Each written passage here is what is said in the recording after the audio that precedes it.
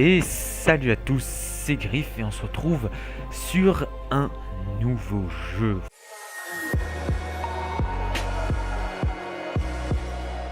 Enfin, bon, pour moi il n'est pas très nouveau, mais ça fait déjà quelques années qu'il est sorti.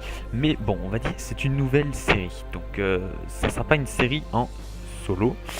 Ça sera une série que je ferai avec plusieurs personnes, dont sûrement Virox, c'est pas sûr, enfin Virox alias Panda Ninja et Furinal, ainsi que au moins deux autres personnes. Donc on peut jouer en multijoueur en effet.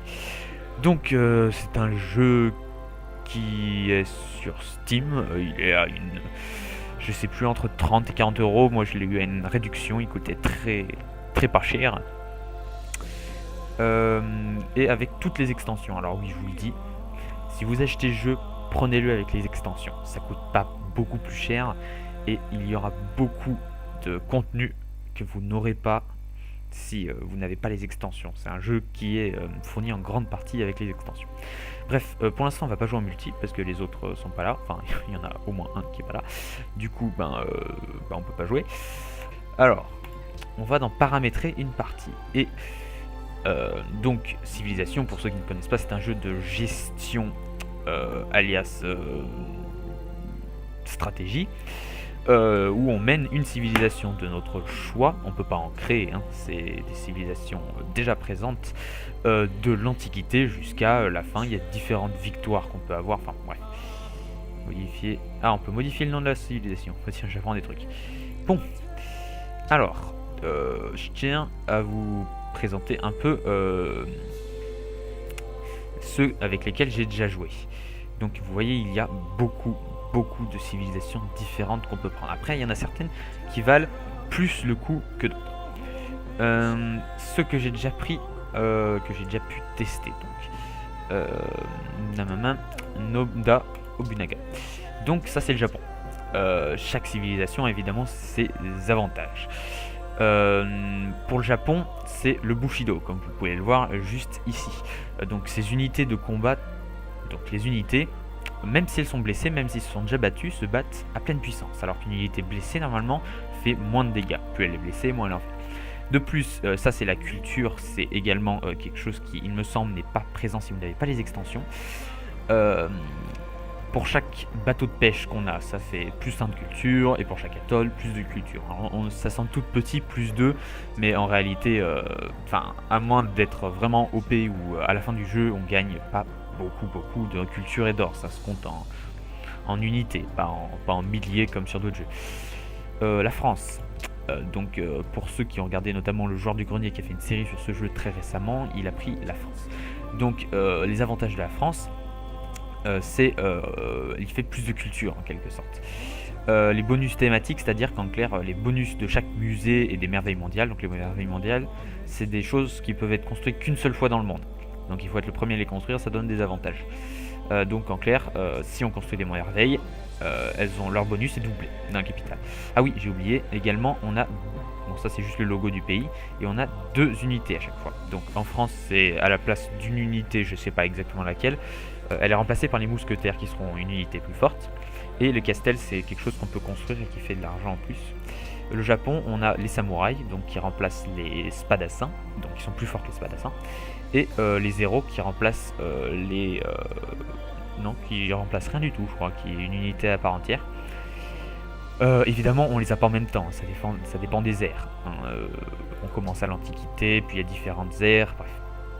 J'ai également testé Hiawatha, des Iroquois. Alors, ils ont quelque chose de très pratique, c'est que en général, quand on traverse une forêt, une jungle, ou alors des montagnes, enfin des collines, parce que les montagnes on peut pas les traverser, les unités vont moins vite, on peut les déplacer de moins de cases d'un coup.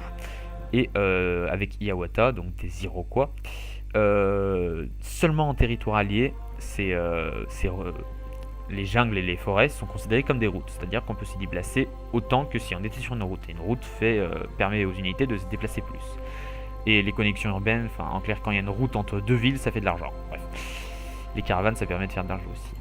Voilà, donc c'est J'ai aussi fait Harald Ier il y a un bout de temps, c'est vrai, je suis pas allé jusqu'au bout, mais mouvement plus simple pour les unités en bateau, donc les unités qu'on met sur un bateau. Et on a un point de mouvement en moins pour aller de la mer à la terre ferme. Et piller quelque chose ne coûte rien. Voilà. Donc ça c'est les avantages de Harald Ier, donc roi de Danemark. Oui, chaque pays donc a une figure emblématique de son pays pour le représenter, et 2 unités spéciales, le berserk et l'infanterie à ski norvégienne. Alors, on peut également choisir son type de carte. Il y a vraiment beaucoup de cartes. Continent, donc ça c'est un peu au hasard, la Pangée, des archipels, fractales. Et il y a plein de cartes additionnelles, d'explorateurs, bref, ainsi que plusieurs modes de jeu, donc ça c'est très complet. Plusieurs tailles de cartes.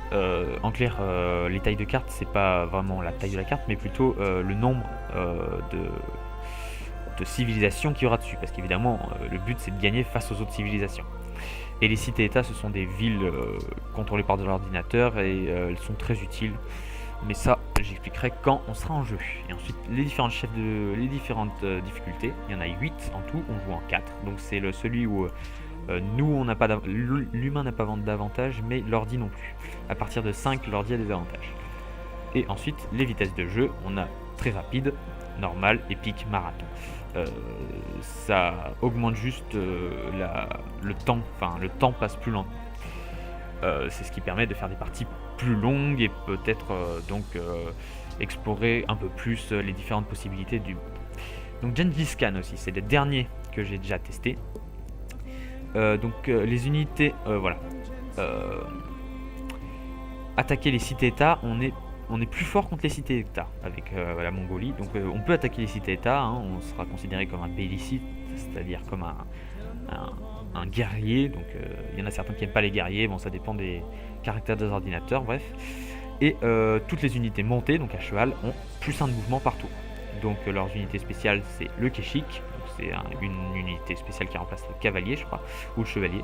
Et le Khan, c'est quelque chose qui remplace les généraux. Les généraux, ça permet d'avoir...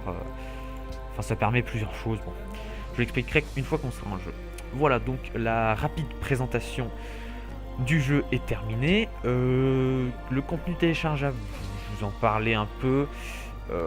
Je connais pas tout, donc il y a 2 extensions principales, Brave New World et Gods and Kings, qui rajoutent notamment la religion, donc qui permet d'étendre sa religion dans les autres pays, l'espionnage, donc qui permet de voler des recherches et des choses comme ça. Bon, il y a un système de recherche dans le jeu. Conquête du Nouveau Monde, je sais pas trop ce que c'est.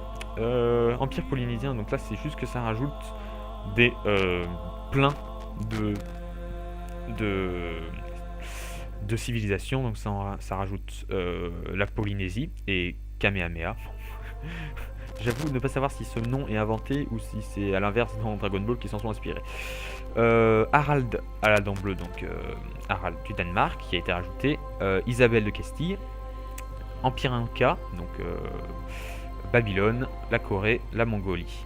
Ce sont les civilisations rajoutées par les extensions. Si vous n'avez pas les extensions, vous ne les aurez pas. Également, les merveilles de l'Antiquité, il y en a un certain nombre qui sont rajoutées, je ne sais pas exactement lesquelles. Les merveilles, je vous rappelle, je l'ai déjà dit il y a peu de temps, ce sont des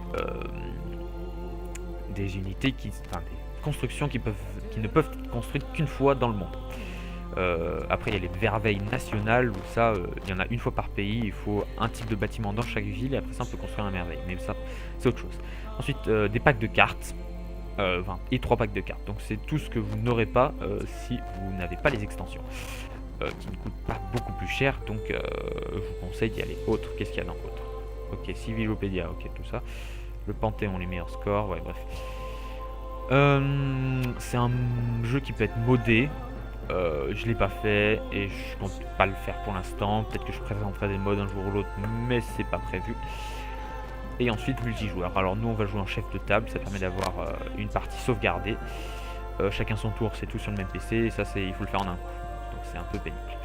Voilà, donc la présentation est terminée et maintenant je vais vous laisser avec le jeu. Ce sera peut-être d'ailleurs un autre épisode. Sur ce, je vous laisse, c'était Griff.